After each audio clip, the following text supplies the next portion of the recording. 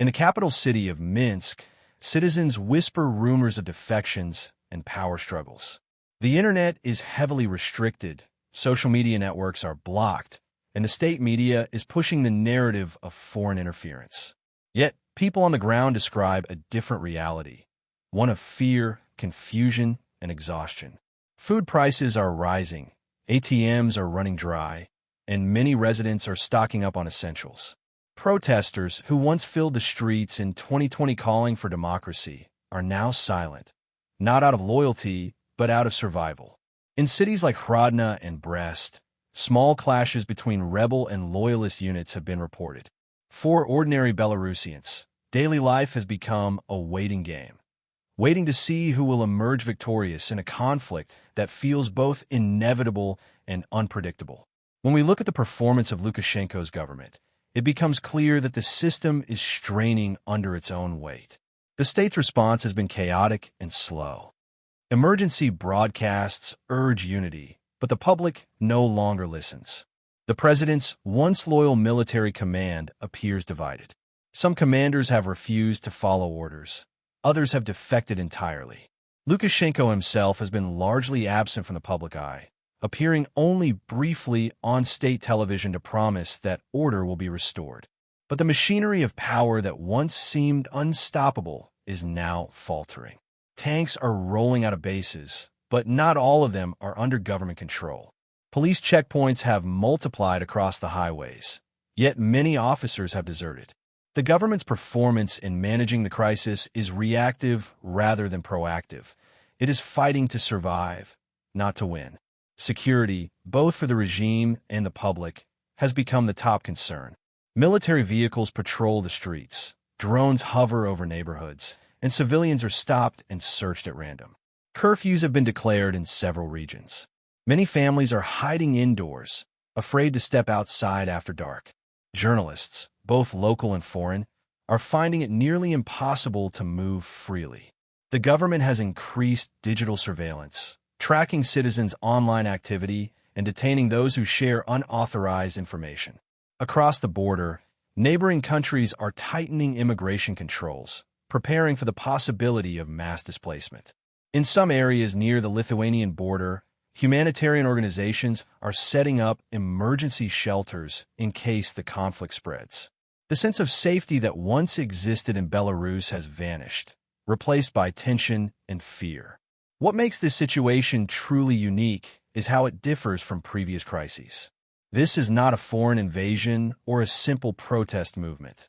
This is an internal breakdown of the state's most powerful institution, its military. Never before in Lukashenko's long reign have army officers openly defied his orders on such a scale.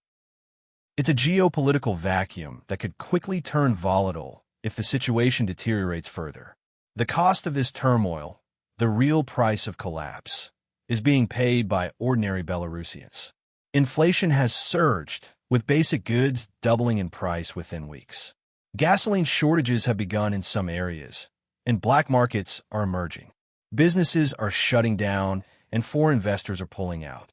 The once stable Belarusian ruble is falling rapidly, pushing families into deeper poverty. Energy supplies, especially from Russia, have become uncertain as political trust erodes. If this crisis continues, the humanitarian toll could spill across borders, creating a new wave of refugees in neighboring EU countries. The economic collapse, paired with political paralysis, risks turning Belarus into another frozen conflict zone in Europe. The internal structure of Lukashenko's regime is built on loyalty and fear, but that foundation is now cracking. Reports indicate that even within the president's inner circle, there is disagreement on how to respond. Some favor negotiation and limited reforms to calm the unrest, while others push for a complete military crackdown. However, every hour that passes without a decisive move weakens Lukashenko's grip. His traditional playbook, blaming the West, tightening media control, and deploying riot police, may no longer be enough. The rebels claim they're fighting for a free Belarus, but no one truly knows who leads them or what their end goal is. This uncertainty makes the situation even more dangerous.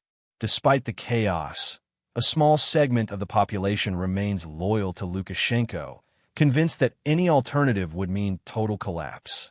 State television continues to broadcast patriotic songs and images of the president meeting with generals, attempting to project strength. But digital leaks tell a different story. Photos of abandoned government offices, damaged military vehicles, and demoralized soldiers.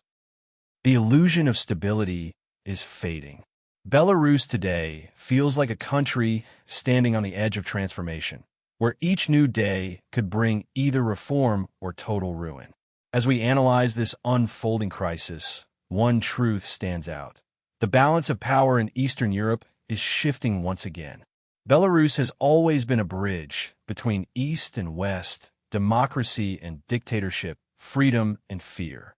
But now, that bridge is cracking in the middle. Whether Lukashenko's regime crumbles or survives, the consequences will extend far beyond its borders. Poland, Lithuania, and Ukraine are already reinforcing their defenses.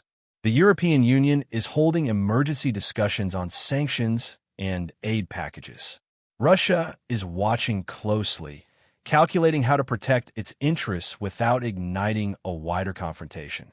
The future of Belarus depends on what happens in the coming weeks. If the rebellion continues to grow, it could mark the end of one of Europe's longest-standing autocracies. If the government somehow manages to regain control, it will likely do so through unprecedented repression, silencing any remaining dissent. In either case, the Belarus we know will not remain the same. This is not just a domestic power struggle. It's a test of how far authoritarian systems can stretch before they break. In the end, Belarus stands at a crossroads of history. The country faces a choice between freedom and fear, reform and ruin. The world is watching, holding its breath, as one of Europe's most secretive nations faces a moment of truth. For now, all eyes remain on Minsk, on the bases that have fallen, and on a president whose power once seemed absolute but now trembles under the weight of rebellion. This is QuickCast News, bringing you the world beyond the headlines.